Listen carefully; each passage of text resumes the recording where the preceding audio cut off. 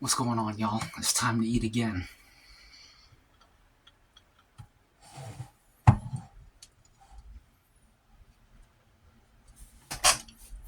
got a hot dog here. You see the Gouda cheese?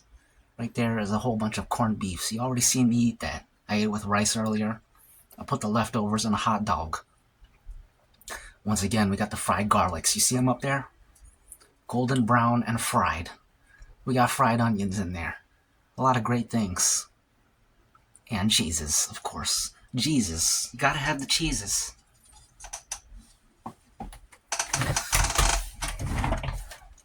How's y'all Sunday going? I also got a little something something here. Use your imagination.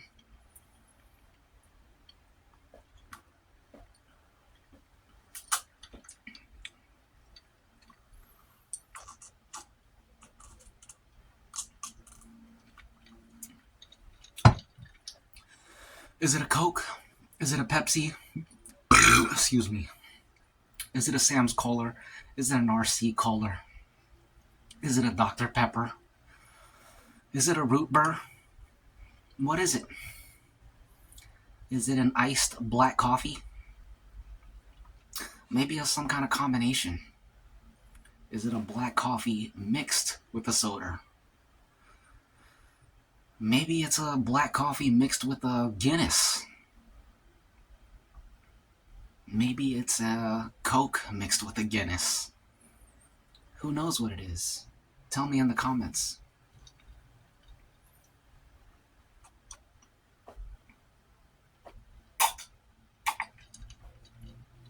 Whatever it is, it's good and refreshing. We got some NBA going on over here. It's the Cleveland Cavaliers versus the Toronto Raptors. You want to see? There it is. Okay. Let's start this. I'm going to give you one more look. Take a look. It's in a book.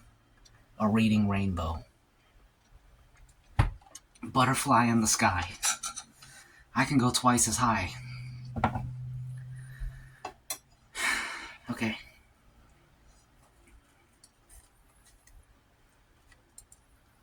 It's still warm.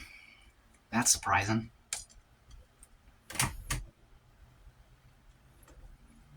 This has kind of been sitting here because I had to charge the camera. Oh my gosh, stuff is falling everywhere.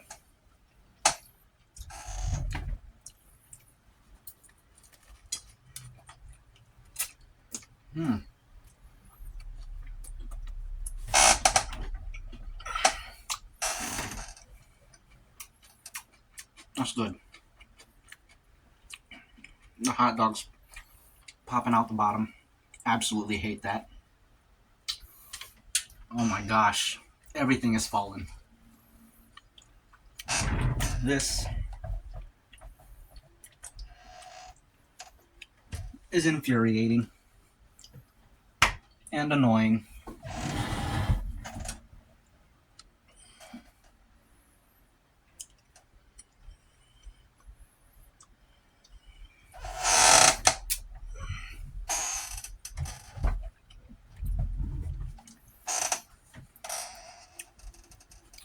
It's messy. One of my pet peeves of foods, when they get all messy on you.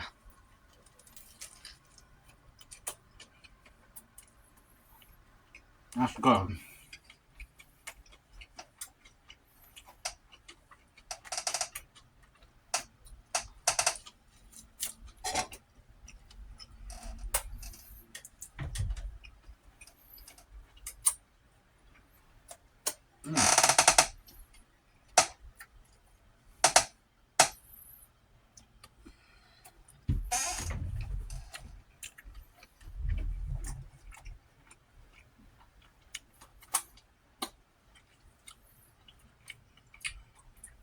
This is great.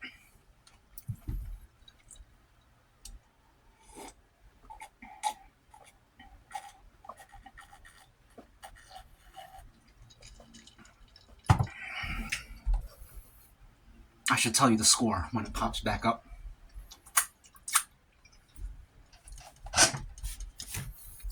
It's crooked.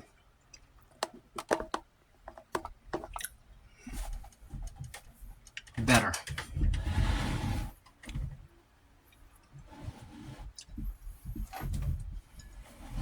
Now I gotta move up. Excuse me. Pardon me.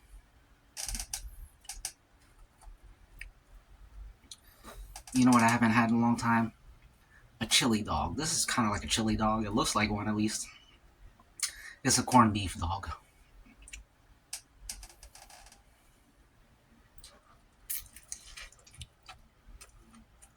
Mm.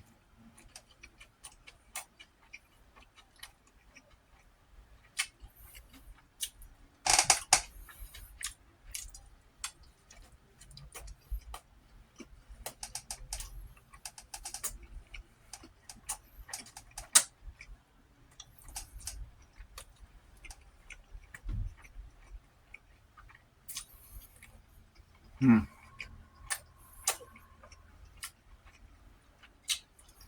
Polish sausage, also very good. Bratwurst, I think that's what they call it. Them joints that they put sauerkrauts on. Y'all like sauerkrauts? I used to not like them, but now I'm a fan. I like sauerkrauts.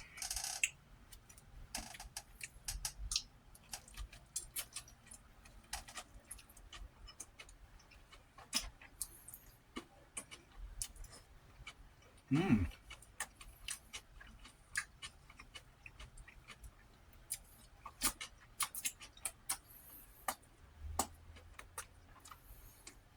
Mm.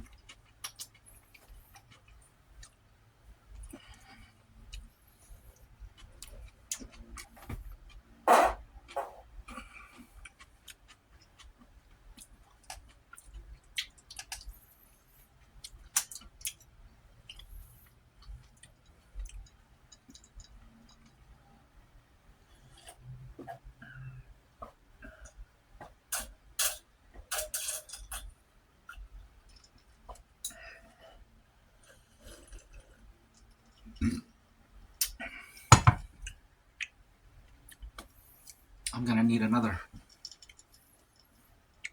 mystery drink.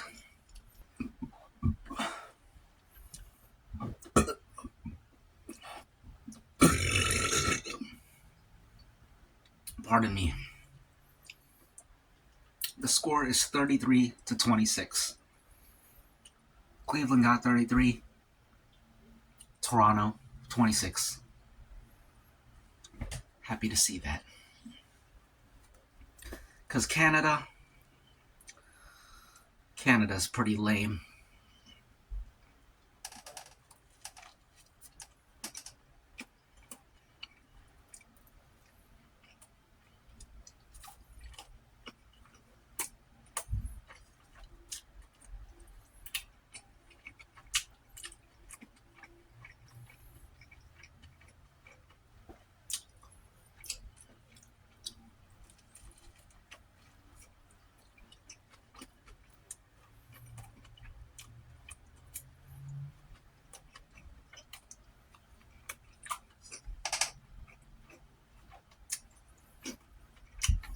I believe Drake is from Toronto. The music artist slash actor. That's the reason why I think Toronto's lame. Because he's from there and he's lame. So it only makes sense that Toronto is extremely lame. That's the kind of people that they make over there. People like Drake.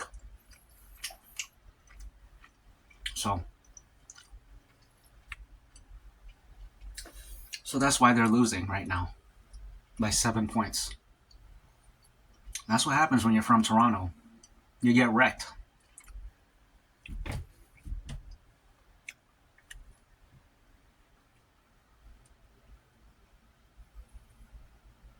Canada in general.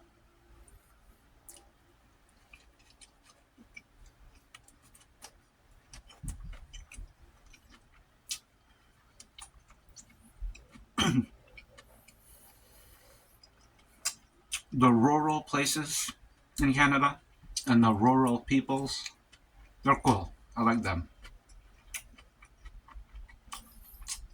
The Canadian city folk and Canadian suburban folk,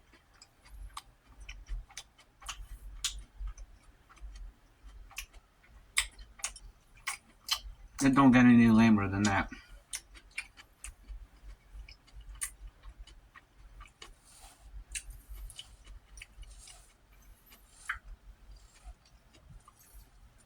That one dude they had, I don't think he's there anymore, but I remember back in the day, Justin Trudeau. That's another one. Another person that makes you feel like all of Canada is probably lame.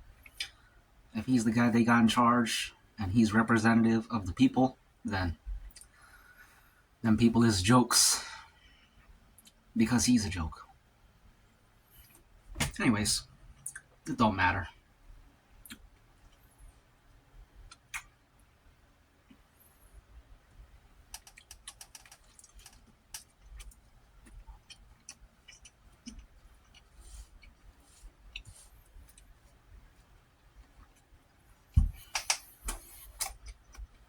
I don't think any Canadian people watch me.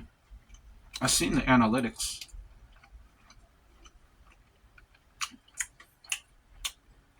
Well, there are probably some, but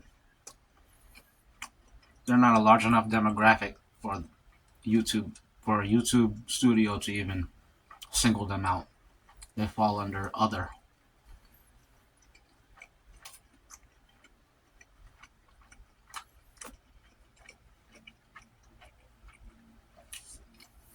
I forget the numbers. Number one demographic I got watching me is United States. I forget the percentage though. Then it's Brazil. Then Indonesia. So shout out to all of y'all.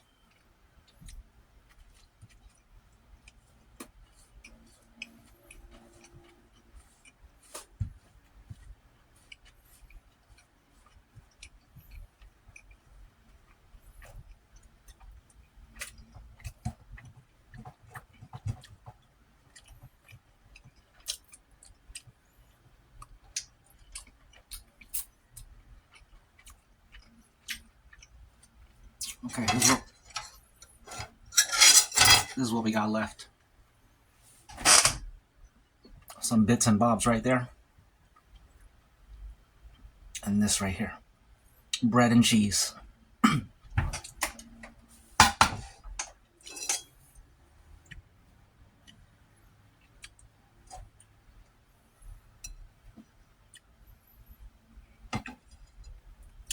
Wonder if I can load this up.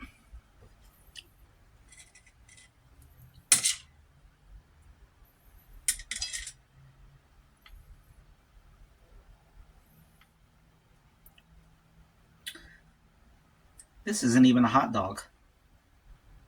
I think this is a Polish sausage.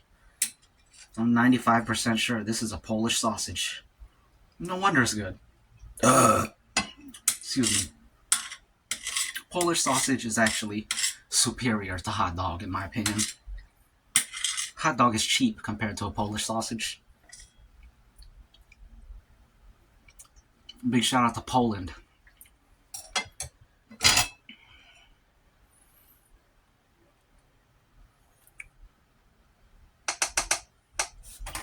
Look at that. You see the sausage?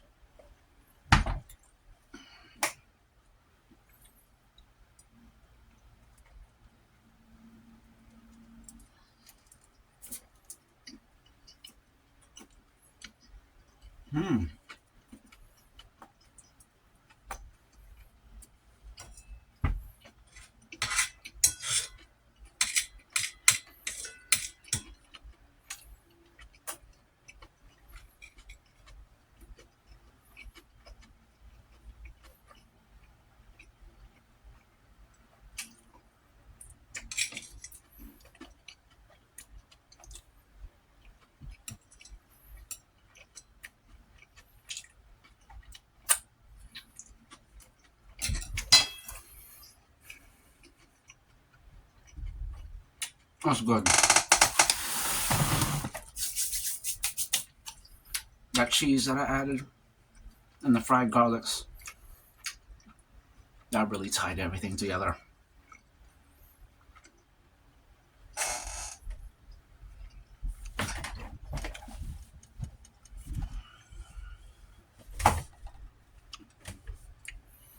Absolutely delicious.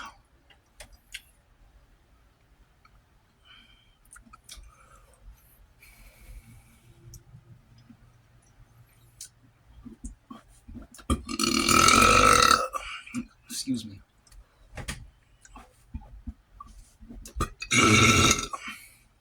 Pardon me.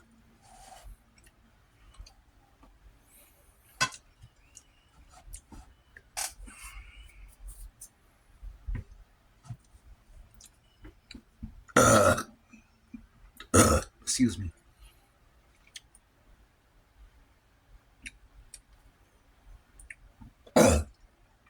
Excuse me. To world chaos.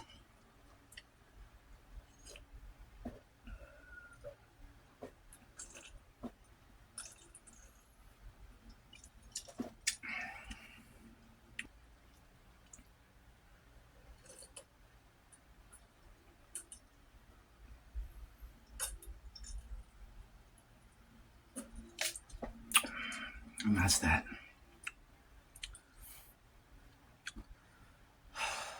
That was good. I feel like I should eat some trail mixes or something. And I definitely need a refill. One moment, please.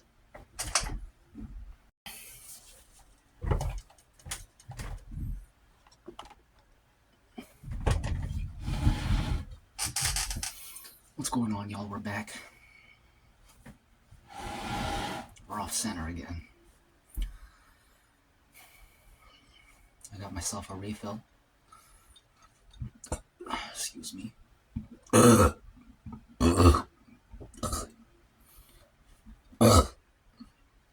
Excuse me. I got a lot of books up here. I want to talk about them some more.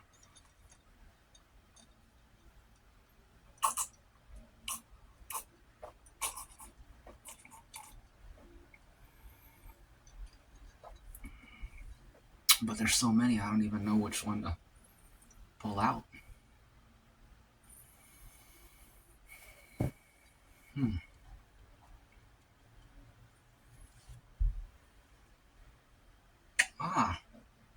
Hang on a second.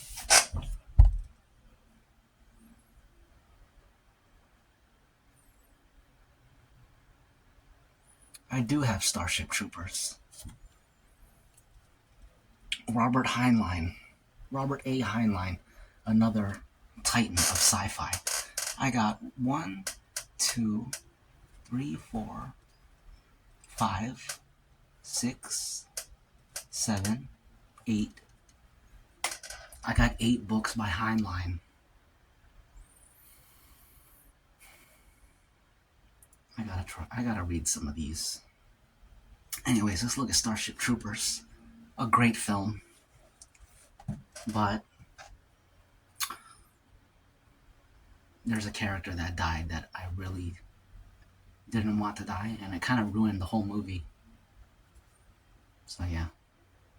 It was almost a perfect film, but then they ruined it. Robert A. Heinlein, Starship Troopers, the modern master of science fiction. Not a fan of this cover. It's got spiders and stuff on it.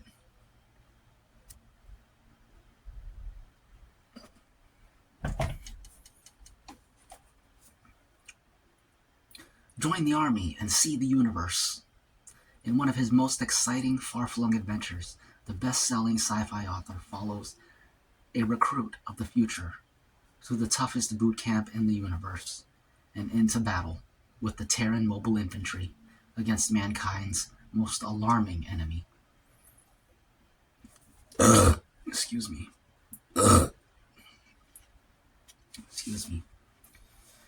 The historians can't seem to settle whether to call this one the Third Space War or the Fourth, or whether the First Interstellar War fits better. We just call it the Bug War.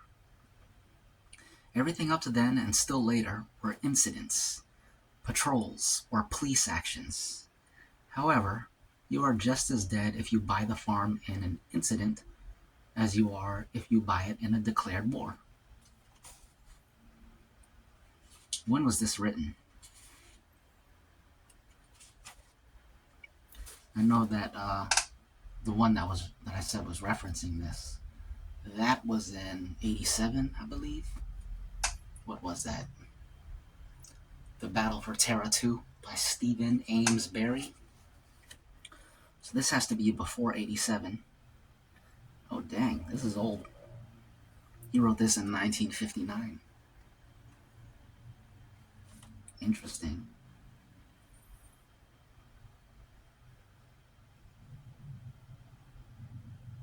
Yeah, it says it here in the quote beneath the chapter 1. Right there. The exact quote that was in that book. Come on, you apes. You want to live forever? And that was in the movie, too. That's how I knew about it. Because it was a recurring line.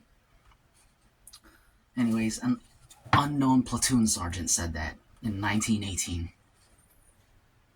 I wonder if that's real. That's a real World War I quote. That would be awesome if it was. I hope it is. This book seems cool, man. And it ain't that big. I can definitely read this. I always get the shakes before the drop. I've had the injections, of course, and hypnotic preparation, and it stands to reason that I can't really be afraid. The ship's psychiatrist has checked my brain waves and asked me silly questions while I was asleep, and he tells me that it isn't fear. It isn't anything important. It's just like the trembling of an eager racehorse in the starting gate. I couldn't say about that. I've never been a racehorse, but the fact is, I'm scared silly every time. At D-30, after we had mustered in the drop room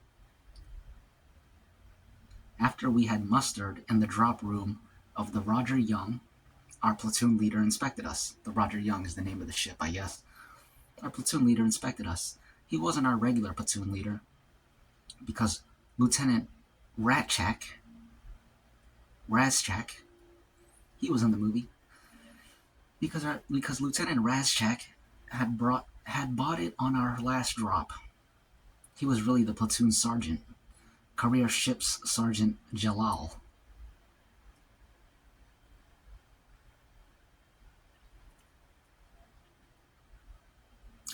Jelly was a Finno-Turk from Iskander around Proxima, a swarthy little man who looked like a clerk, but I've seen him tackle 2 berserk privates so big he had to reach up to grab them, crack their heads together like coconuts, step back out of the way while they fell. Off-duty, he wasn't bad for a sergeant. You could even call him Jelly to his face. Not recruits, of course, but anybody who had made at least one combat drop. They could do that. But right now, he was on duty. We had all each inspected our combat equipment. Look, it's your own neck, see? The acting platoon sergeant had gone over us carefully after he mustered us, and now Jelly went over us again. His face mean, his eyes missing nothing. He stopped by the man in front of me, pressed the button on his belt that gave readings on his physicals. Fall out? But Sarge, it's just a cold, the surgeon said. Jelly interrupted. But Sarge, he snapped, the surgeon ain't making no drop, and neither are you. With 1.5 degrees of fever. You think I got time to chat with you just before I drop? Fall out. Jenkins left us, looking sad and mad, and I felt bad too, because the lieutenant buying it, last drop, and people moving up. I was assistant section leader now. Second section, this drop, And now I was going to have a hole in my section and no way to fill it. That's not good. It means a man can run into something sticky, call for help, and have nobody to help him. Jelly didn't downcheck anybody else. Presently, he stepped out in front of us, looked us over, and shook his head sadly. What a gang of apes, he growled. Maybe if you'd all buy at this drop, they could start over and build the kind of outfit the lieutenant expected you to be. Buy it. It's clear now that buy it is slang for when you die. You bought it. All right. He suddenly straightened up, shouted, I just want to remind you, apes, that each and every one of you has cost the government, counting weapons, armor, ammo, instrumentation, and training, everything, including the way you overheat, including the way you overeat, has cost on the hoof better than $500,000. That's a lot. Add in the 30 cents you are actually worth, and that runs to quite a sum. What a line. He glared at us. So bring it back. We can spare you, but we can't spare that fancy suit you're wearing. I don't want any heroes in this outfit. The lieutenant wouldn't like it. You got a job to do. You go down, you do it. You keep your ears open for recall. You show up for retrieval on the bounce and by the numbers. Get me? He glared again. You're supposed to know the plan, but some of you ain't got any minds to hypnotize, so I'll sketch it out. You'll be dropped in 2 skirmish lines, calculated 2,000-yard intervals. Get your bearing on me as soon as you hit. Get your bearing and distance on your squad mates, both sides, while you take cover. You've wasted 10 seconds already, so you smash and destroy whatever's at hand until the flankers hit dirt. He was talking about me. As assistant section leader, I was going to be left flanker with nobody at my elbow. I began to tremble. Once they hit, straighten out those lines, equalize those intervals, drop what you're doing, and do it. 12 seconds, then advance by leapfrog, odd and even, assistant section leaders minding the count and guiding the envelopment. He looked at me. If you've done this properly, which I doubt, the flanks will make contact as recall sounds, at which time, home you go. Any questions? There weren't any. There never were. He went on. One more word. This is just a raid, not a battle. It's a demonstration of firepower and frightfulness. Our mission is to let the enemy know that we could have destroyed their city, but didn't. But that they aren't safe, even though we refrain from total bombing. You'll take no prisoners. You'll kill only when you can't help it. But the entire area we hit is to be smashed. I don't want to see any of you loafers back aboard here with unexpended bombs. Get me? He glanced at the time. Ratchak's Roughnecks. Ratchak's Roughnecks have got a reputation to uphold. The lieutenant told me before he bought it to tell you, and he will always have his eye on you every minute, and that he expects your names to shine.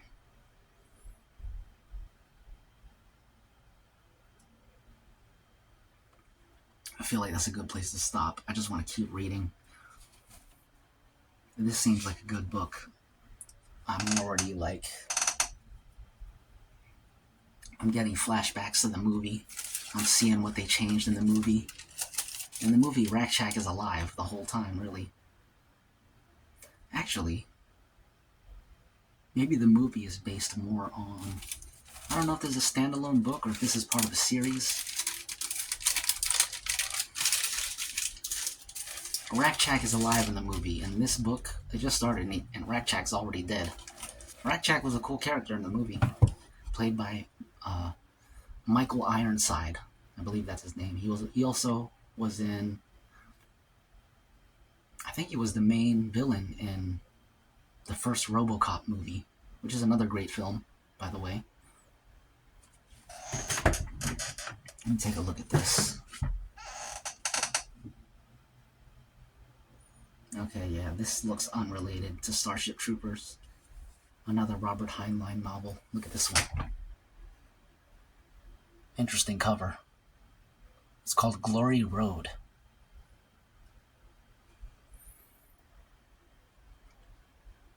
couple of Peter Pan looking dudes, and what seems to be an ogre, some type of giant.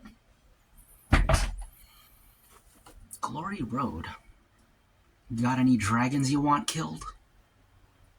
A broke young American enters an ad in a French newspaper and finds a job escorting the lusty queen of an endangered star civilization through a faraway dimension filled with golems and horned ghosts, dragons, and dangers galore. The Chicago Tribune calls this implausible yet irresistible adventure by the author of Stranger in a Strange Land a triumph.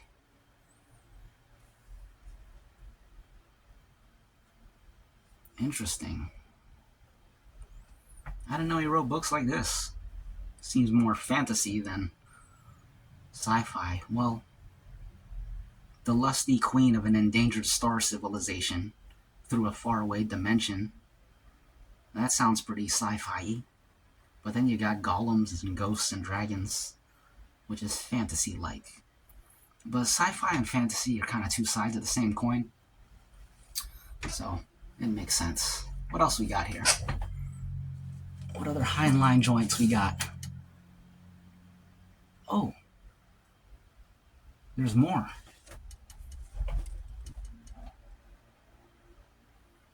There's a lot more.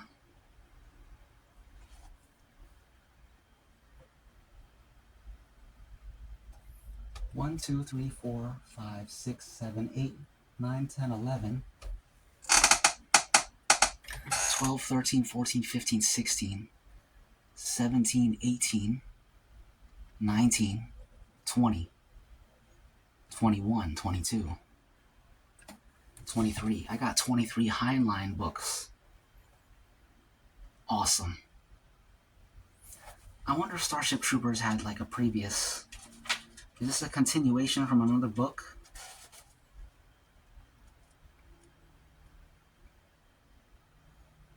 Podkayne of Mars was the one before this.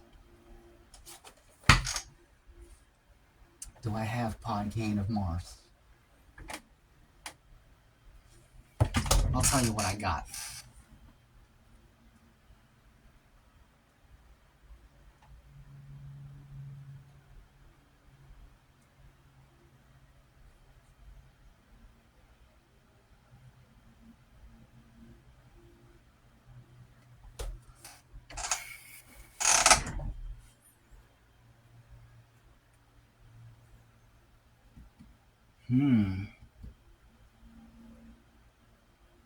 Very intriguing.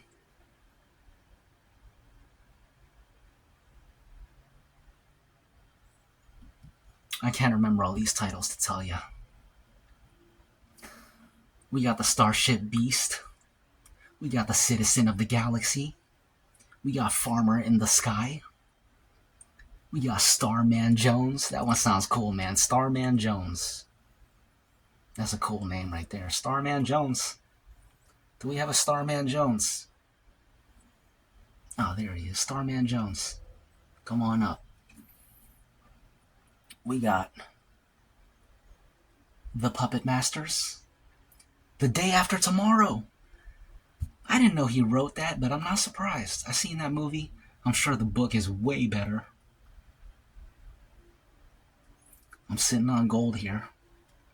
So many primary sources that films have been based on, and they're sitting here on my shelf. What else we got? We got the green hills of Earth. We got Tunnel in the Sky. We got Orphans of the Sky.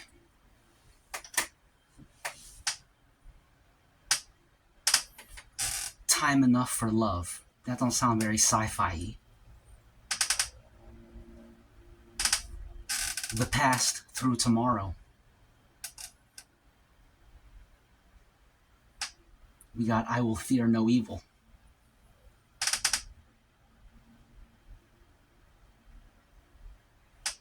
Excuse me. We got Stranger in a Strange Land. Do I have two of those? No, I don't. I guess I just read it here. Yeah, that's the one he wrote after Starship Troopers. Stranger in a Strange Land. We got The Moon is a Harsh Mistress.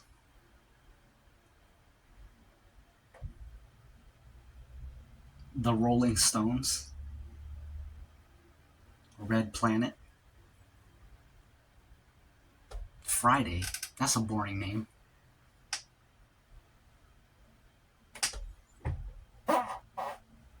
Excuse me.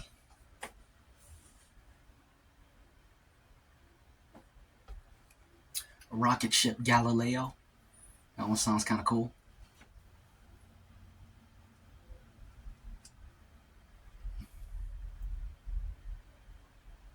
Have Space. I can't read it.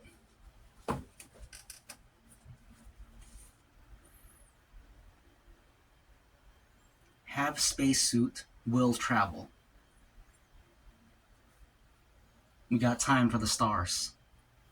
Do I have two of these? Time for the Stars?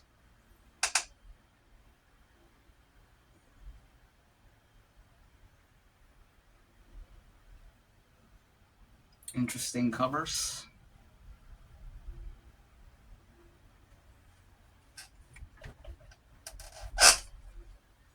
Have Spacesuit Will Travel. And then you got a couple of astronauts. Looks like he's assessing a giant bush baby. You got their little spaceship in the background. Robert Heinlein. Kip was willing to give up a lot to get to the moon, but he never expected it to be his life. Well, that's what happens. Here we got Time for the Stars, and you got a dude, once again, standing with his spaceship in the background. Looks like he's squaring off with some type of dinosaur. Tom and Pat were identical, telepathic twins. And though one would age and one wouldn't, they both had to be kept alive at all costs. Well, that stinks.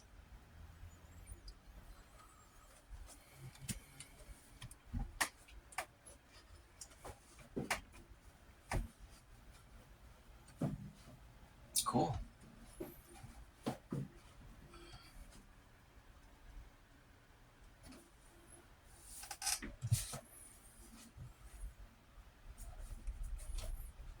feel like I should read this whole thing.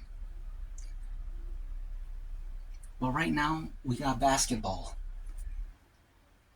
The Cleveland Cavaliers are destroying the Toronto Raptors. The score is 54-46. Cheers. To Robert Heinlein. I assume he's dead, so. To a great man, a great author.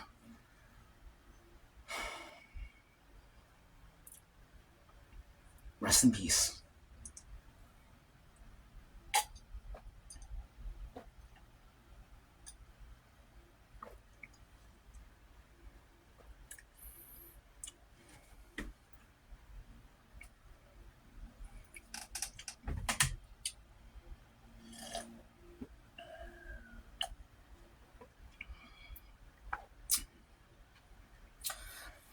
Have you all seen the Dune movies? I haven't, but I have the books here, the original books by Frank Herbert. There's a lot more than just Dune and Dune 2. There's Dune, there's Dune Messiah, there's Children of Dune, there's God Emperor of Dune, there is Heretics of Dune, there is Chapter House Dune,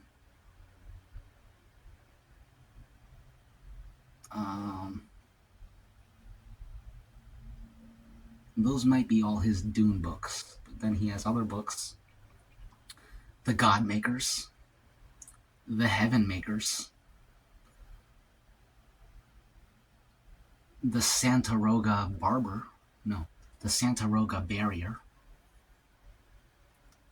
and Soul Catcher.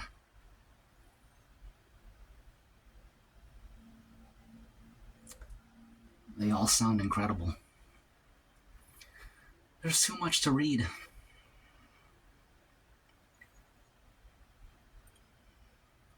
And then we got this other dude, Andre Norton. This dude's a monster. Like from here to here is all Andre Norton books. And the titles makes you want to read every single one. I haven't read any of them. I'll read a few of the titles for you right now. We got Werehawk, Knight of Masks, Griffin in Glory, The Defiant Agents, Galactic Derelict, Vorloper. I wonder what that one's about. Vorloper. I'm so glad I didn't tip that over. I would have been so angry. Not angry, but very upset. Vorloper. Check out the cover. Some Loch Ness Monster type character. And a human being. He's done. I think he's dead. He's got a little spear or something, a gun, I can't... Some type of gun, it ain't gonna do nothing against that big old creature. He's done. Well, that must be the Vorloper. Well, actually, let me read the back. Actually, when was this written? Oh, we got pictures. We got some pictures. Cool. When was this written? Illustrated by Alicia Austin. Big shout out to Alicia Austin. This is from 1980. Awesome. 80s was a good decade. Probably these books are awesome. Sci-fi in the 80s. This is cool, man. Okay, what's it about? Vorloper. I believe vor is like eating. I don't know. Vor, a new planet, declared free and open to settlers by survey testers. A wild but fertile land, dotted with impenetrable bush and a lonely wastelands that remain unexplored. Excuse me. Where frontiersmen had hoped to carve out new lives for their families. But a shadow stalks on Vor, striking without warning at isolated settlements, killing nearly all and leaving shadow-touched and forever strange those few who are left alive. Now, an oddly matched trio has set out to learn the secret of the shadow death, heading deeper into the wastelands than anyone has ever gone. An embittered wanderer and his son, and a young girl who bears a healer's gifts. All are shadow-touched. What they had to lose is lost already. They are free now to risk their lives in search of truth.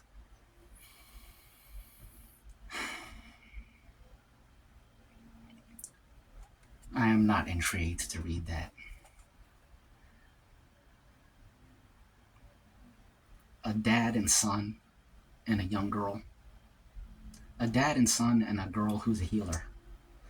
Sounds to me like the dad is a third wheel. They could have got rid of him and just made it about the dude and the girl. So, no thanks.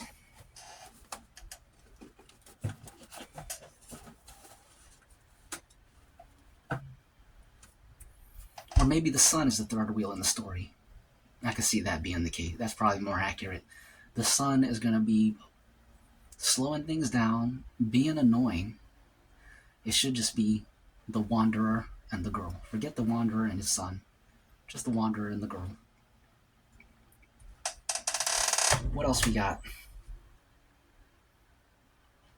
We got Storm over Warlock. Sounds cool. We got The Stars Are Ours. Ooh, The Stars Are Ours. I like that. Let's take a look at that one.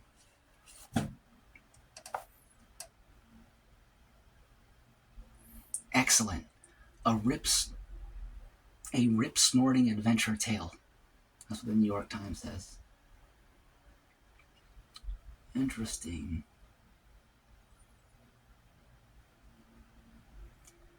Okay. The Stars Are Ours. You got two human beings back there watching from a distance, and then up here you got a family of extraterrestrial beings who have just completed hunting this monster. That's what it looks like to me. That's my interpretation of this image. And they're on some alien planet. The Stars Are Ours. What a title. Extremely exciting, says the Chicago Tribune. Earth in 2500 AD is no place for a young man with a dream of freedom. And Dard Nordis is worse off than most. His brother was executed for covert activities as a scientist in a world where science is blamed for all the evils that befell the world in the late 20th century. Now Dard is a hunted man, trying to find his brother's friends before his brother's enemies find him. The stakes are the highest. He can be shot down like a dog, or he can escape to the stars in the secret spaceship the scientists have built. Here is a powerful novel of freedom's future battle cry.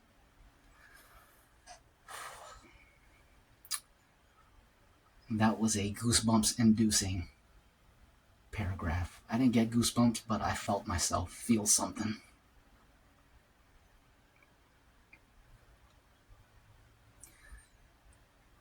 He can be shot down like a dog, or he can escape to the stars in the secret spaceship the scientists have built. Here is a powerful novel of freedom's future battle cry. Freedom's future battle cry. I like that.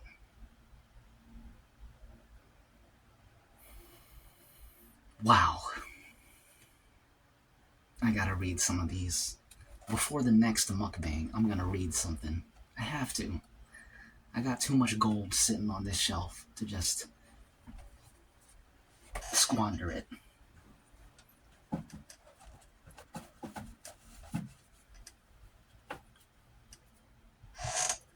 Cheers. To the stars. May they be ours.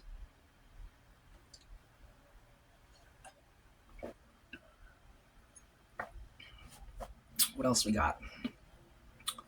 Again, this is all Andre Norton. We got Eye of the Monster. We got Key Out of Time. Key Out of Time. Key Out of Time. That's a very intriguing title.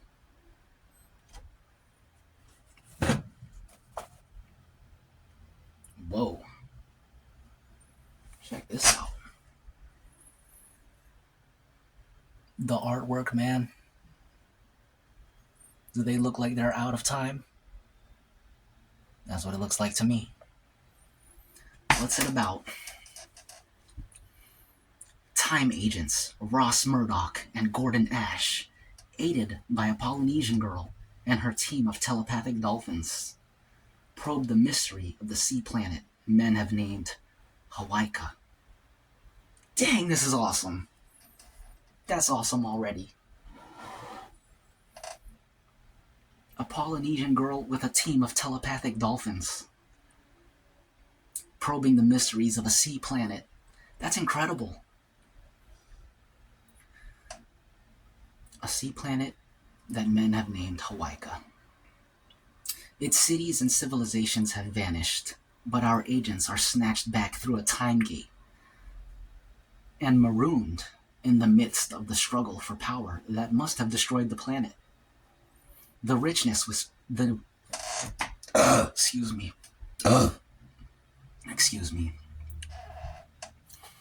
The richness which Andre Norton lavishes on Andre Norton is a woman? Interesting. But is she really a woman, or is it... Does the author... Well, that wouldn't make sense. Well, authors use pen names, and I was just thinking if he wanted to pose as a woman, he would have chosen a more girly pen name. Because I thought Andre was a man. That's a man's name, in my opinion. It's Andrew, right? Anyways, may have to look that up after this.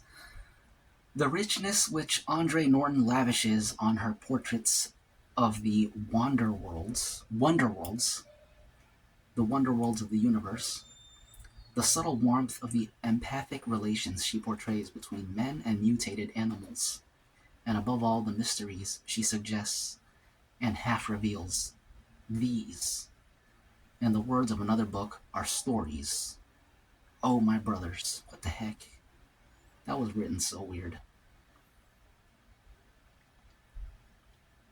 The richness which Andre Norton lavishes on her portraits of the wonder worlds of the universe, the subtle warmth of the empathic relations she portrays between men and mutated animals, and above all the mysteries she suggests and half reveals, these, in the words of another book, are stories.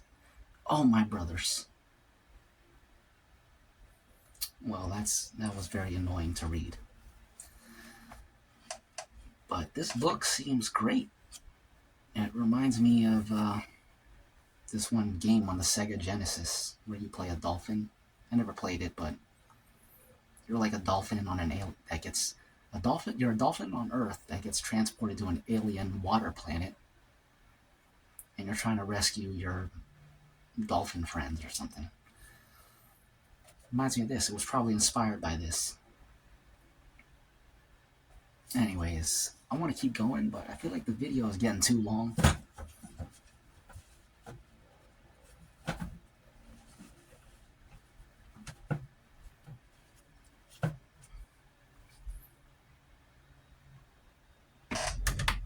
We got Dragon Magic. Starborn. Awesome. Starborn, Uncharted Stars, High Sorcery, The Time Traders. Yeah, The Time Traders. Secret of the Lost Race. I want to look at Starborn. That's the end of this shelf. And then we got from this part of the beginning of this shelf all the way to like right here. Like an arm's worth of books. I want to look at Starborn.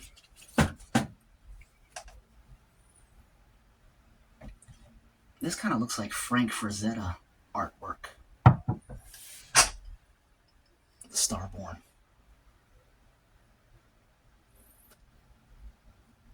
It's almost the inverse of whatever that other one was with the dude about to get wrecked by the creature. Vorloper, I think that's what it was. It's the opposite of Vorloper. Because this guy looks like he's a little more warrior-like compared to the other dude. And the other dude had a gun. This dude's got bow and arrow.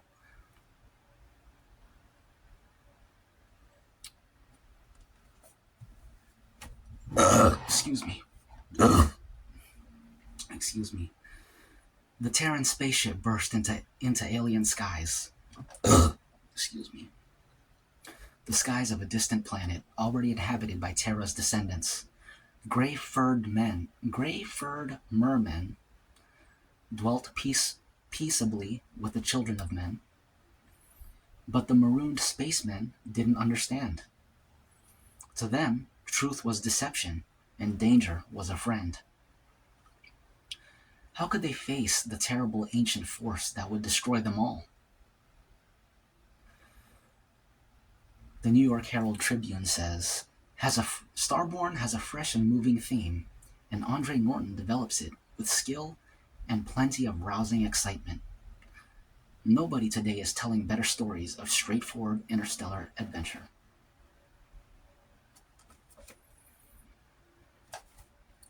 And they got semi-goosebumps. I could go on and on. I could do this all day, but the video has to end at some point. And the mukbang I recorded earlier today was already pretty long. So I'm going to cut it off here.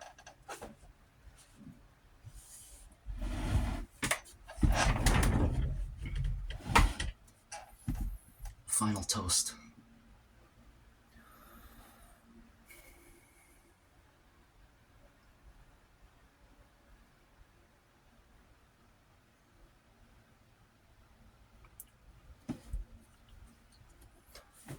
To literature, language, and learning. Cheers.